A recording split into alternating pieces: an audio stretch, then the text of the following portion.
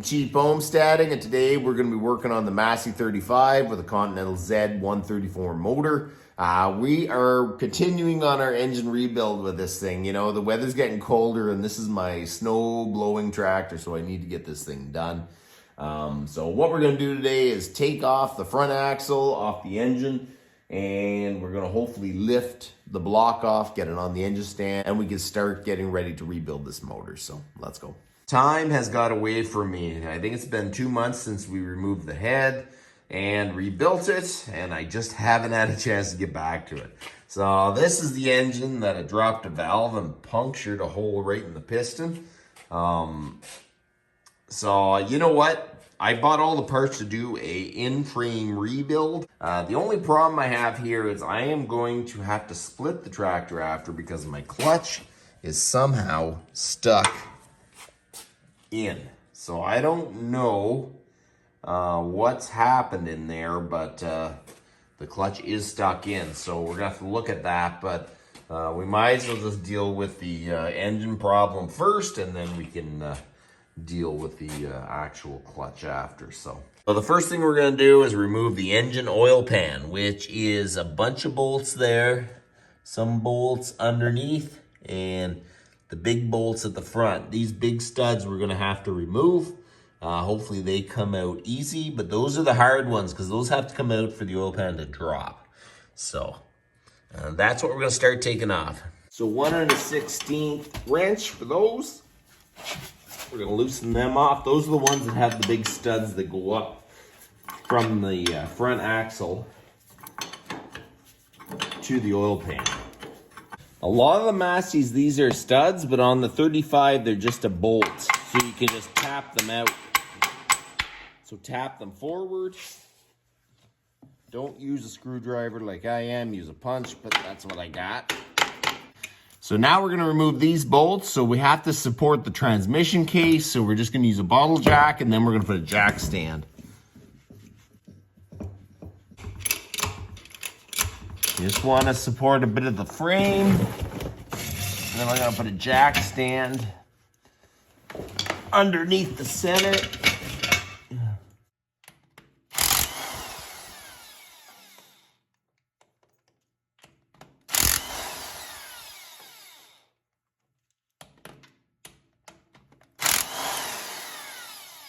This one here, I can't fit my socket in, so we're just going to spin these off. Kind of scary. All these bolts are very easy to remove. I don't know if it's been apart not long ago or what, but that's crazy. The bell housing bolts are out, so now we just got to remove the oil pan bolts, which are these, all the way along the row on both sides, and that one, and then the oil pan should just pop out of there.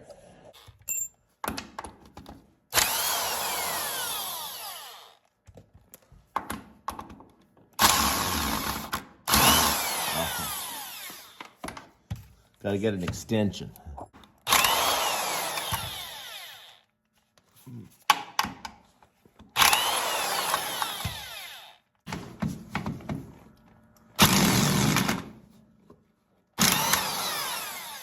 So there's 3 bolts up here. One there, a long one, and 2 short ones, which you need wrenches for.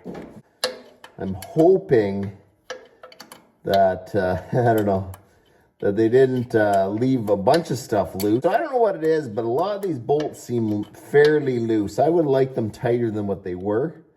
So it makes you wonder, was someone in here before and didn't maybe do the best of a job? We're almost there. So let's try this again here. What's coming?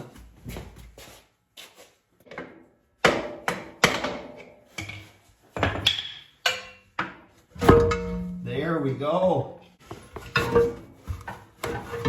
There we go.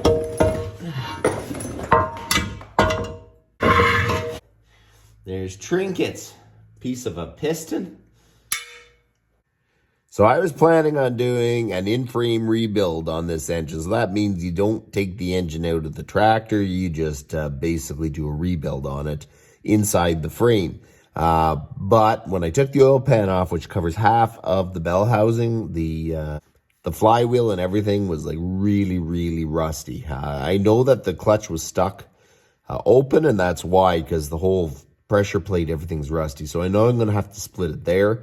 And I thought, you know what, maybe we should just pull the block right now, and then we could take a look at the flywheel and pressure plate. If I need any parts, I can end up just ordering them, and then we can still do the rest of the rebuild, and then those parts could be coming. So I'm kind of thinking right now that we should just probably pull the whole motor and maybe put on the engine stand. So I think that's what we're going to do. We're going to start pulling the motor.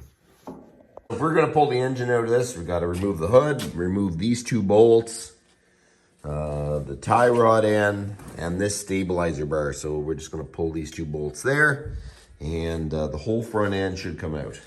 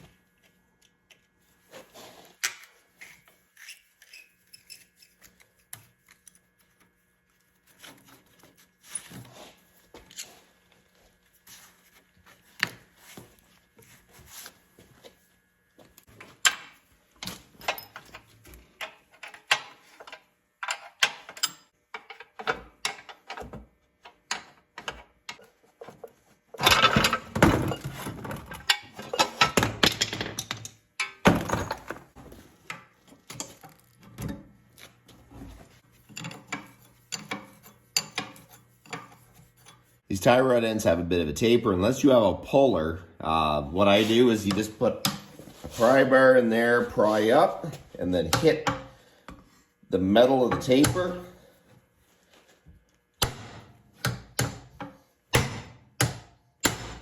There you go, it popped up.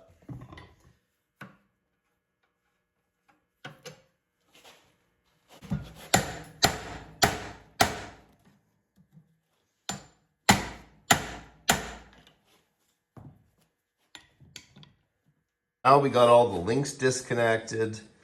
The hose is loose. I just didn't pull it off yet. What we have to do now is jack up the transmission case a little bit, take the weight off the front axle. Have a jack stand there in case anything goes wrong. Now I jacked it up enough till there's just barely some weight on the front axle. Clear a little bit of space so we can actually move it somewhere.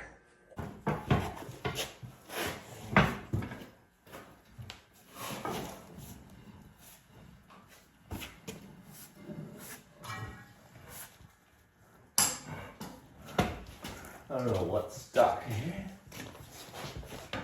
There we go.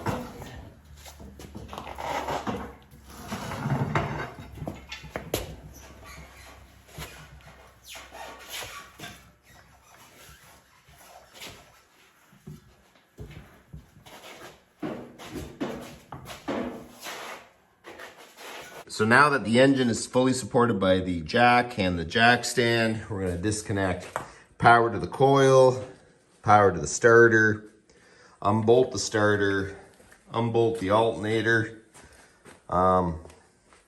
disconnect the intake tube, and then we're going to just unbolt the whole way around the bell housing, and then this thing should just come off here.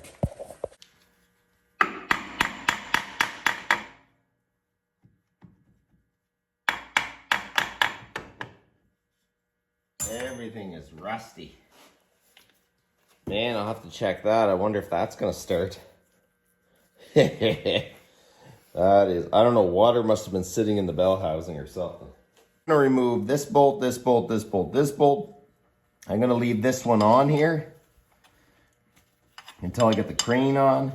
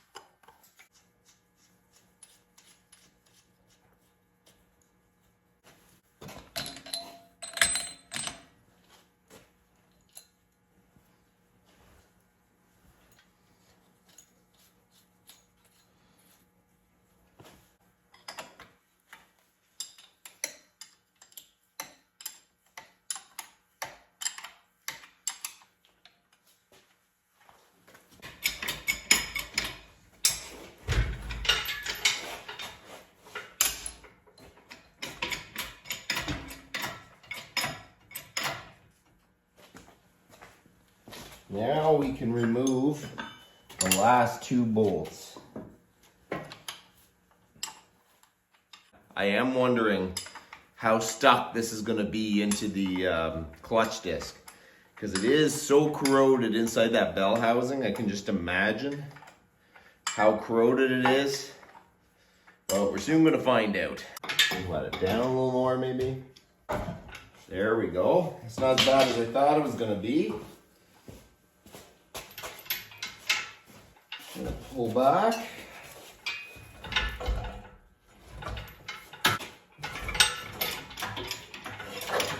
Oh, I'm making the back of the block. Oh. The moment your engine rebuild becomes way more expensive.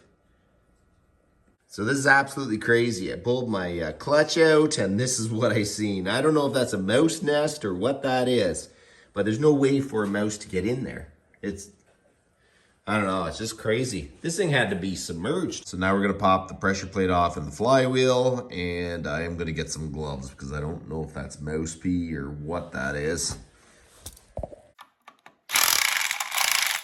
Don't take them all out at the same time.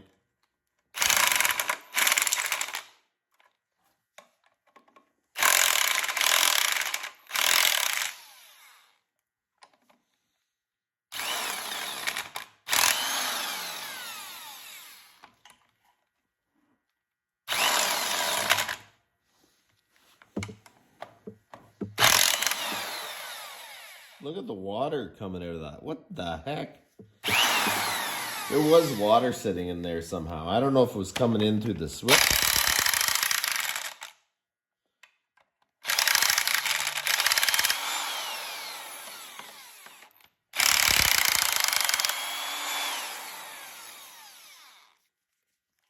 One of the heads is all stripped.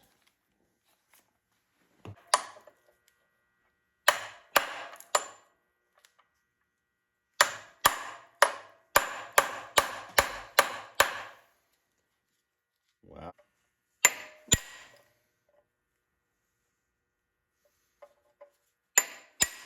There, she spun.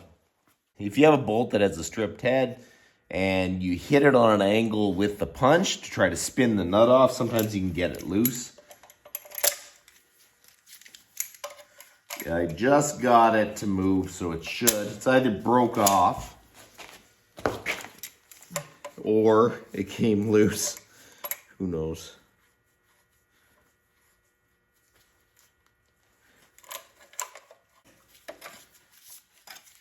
Okay, there you go. There is the pressure plate. Wow, that is awful. I'll set this over here.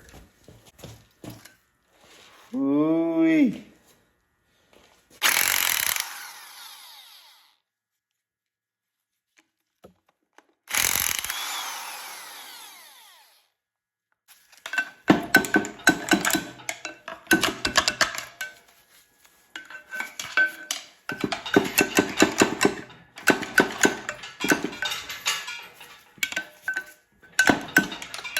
We're almost getting this off.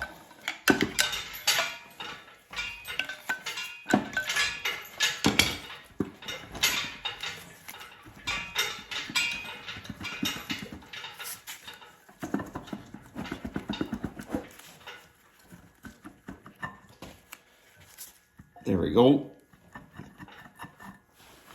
I have this old engine stand. This came out of an old Massey dealer that was a Massey for years, or definitely before and during the time of these engines. And people put tons and tons of holes. So I'm assuming that some of these holes match up with this. So we are going to give that a try and see if we can get any of these to match up. Okay, let's see if we can get this to line up. I'm assuming that one of these was on this stand before. That was a very common motor. When I put this on, I can't get this out. I don't know what this is. It might go into the oil gallery. I don't want to break that off. So I am going to put a spacer between this one and then tighten these up straight away, and it should be good. There. Just going to throw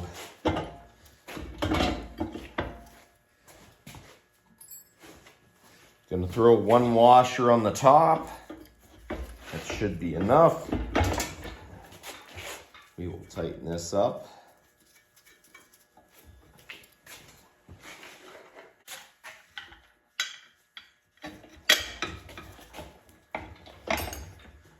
Come on.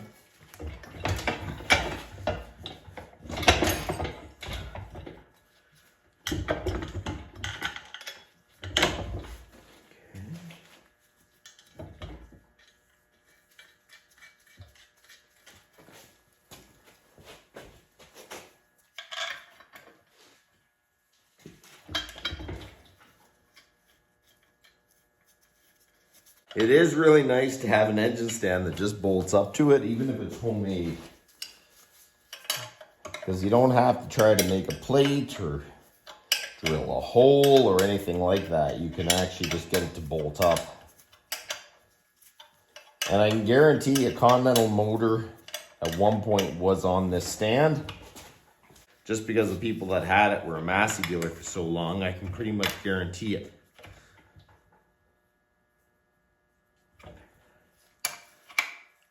Okay, so I think that's it. Let's drop the engine crane and see what happens. Huh. Seems sturdy enough.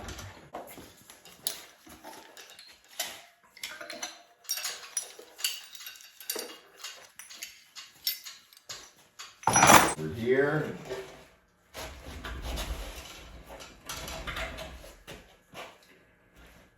So there you go, the engine is on the stand. It's a little crooked because of, I had to leave the top bolt a little loose because of that one brass bolt. I'm assuming it goes into an oil passage, and I was not gonna break that off, but I think it's plenty sturdy. It's got 3 good solid bolts pulling on it.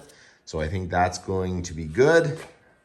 That took me about 3 mornings, hour and a half each time just to get the engine out of this thing. So that's going to be enough for this video. So the next few mornings, we're going to try to get the engine apart and start rebuilding it. So that's about enough for today. You guys have a good one.